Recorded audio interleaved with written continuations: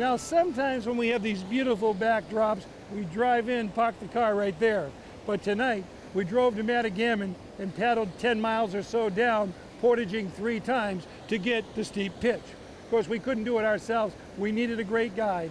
And the guy who's leading this expedition is a guide among guides by the name of Kevin Slater of the Mahoosuc Guide Service. Kevin Slater has been a master Maine guide for 35 years, and whether it's paddling, sled dog trips, or climbing, Kevin practices the same mantra of putting safety first so adventurers can confidently enjoy the outdoors, as well as learn something in the process. Whether it's an auto accident, a paddling accident, 95% of people, what they call is an accident, is not an accident. It's totally avoidable if you put some thought into it, you survey the situation, you know how people are feeling, you know each canoe's abilities. We talked to Kevin at a place called Grand Pitch, a spectacular waterfall on the east branch of the Penobscot.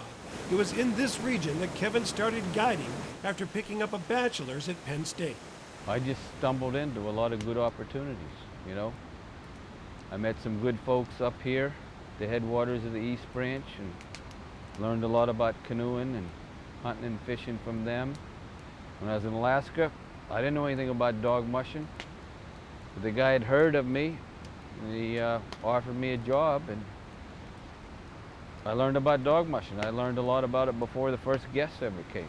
Part of Kevin's lifestyle keeps old ways alive, whether he's sharpening a blade or just setting up camp. He makes much of his own equipment using traditional techniques and always involves indigenous people, whether in Maine or Peru. And we had an extended family we worked with very closely down there. Yeah. They were Quechua. They were native Quechua from Peru. Yeah. So that was really sort of a one of the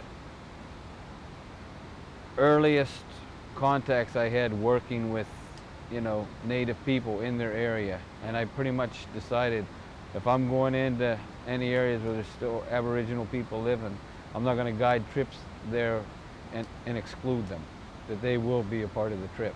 You know, that we will, you know, provide employment opportunities and work with them, just like we've done in Canada. Smell that in the air? 35 years ago, while beaver trapping in T6 R8, Kevin decided he needed more education. He proposed creating the now famous Maine-bound program at UMaine to Dean Dwight Rideout. He says, that sounds like a good idea to me. I'll see if I can't come up with some money to get you your grad assistantship. You think you can do that in 2 years? And I said, oh yeah, no problem. So, and I'm happy to say that it's still going on today and that hundreds of University of Maine students learn to be outdoor trip leaders through that. You see this black calm water? An ardent proponent for the environment, Kevin is quick to share knowledge and therefore his enthusiasm. When he finds a new interest, he turns it into a passion.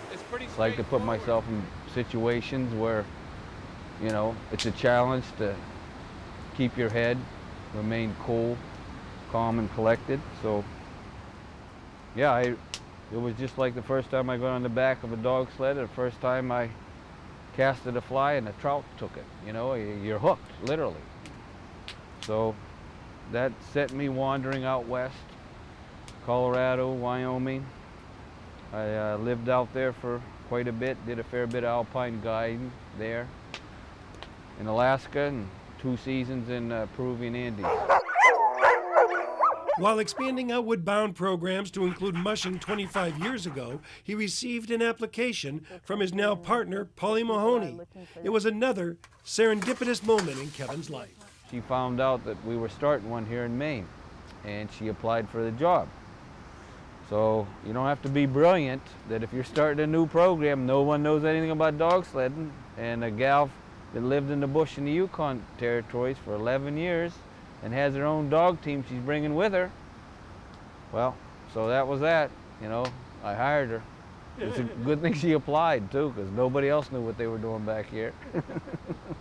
Kevin and Polly have been running the Mahoosuc Guide Service for 25 years. They are full-time professionals, keeping 40 Yukon Huskies and using handcrafted equipment to take people on longer, more fulfilling wilderness adventures. They also developed and ran educational and rescue courses while trying to offer trips that can't be found anywhere else. Like our trips up north in Canada with, this is really the last generation of subsistence hunters.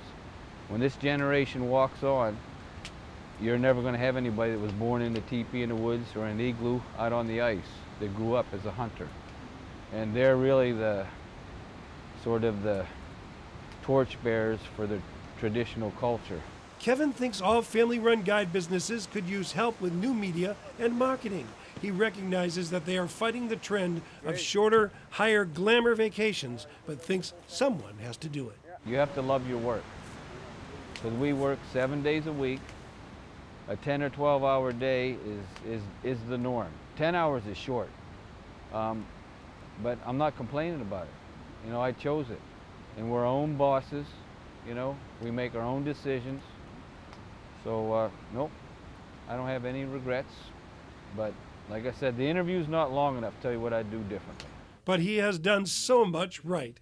Kevin Slater has earned his reputation as one of Maine's best by using traditional methods and carrying on the time-honored tradition of master Maine guides. Guiding is truly a lifestyle job, and what a life they live.